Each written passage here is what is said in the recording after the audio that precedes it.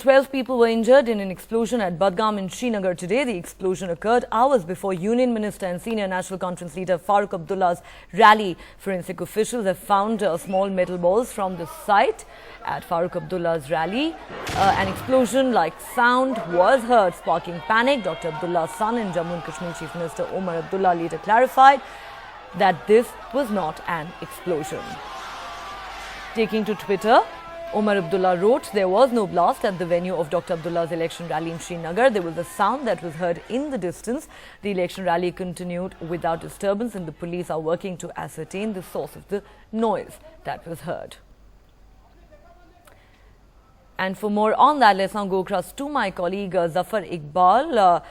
Zafar, what exactly are the police saying at the moment? Well, Neha, basically I'm here at a rally in Magam. This is the place where a couple of hours ago there was this blast in the Magam choke.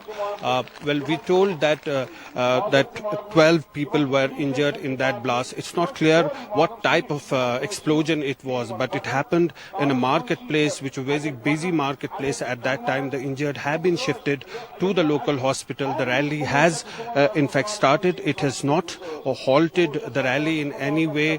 Farooq Abdullah has arrived. As you can see from those pictures, he's there and he'll speak in a moment. People have also come here. But before that, in the morning, there was another rally of Farooq Abdullah in old Srinagar city in Khanyar area, where there was an explosion heard.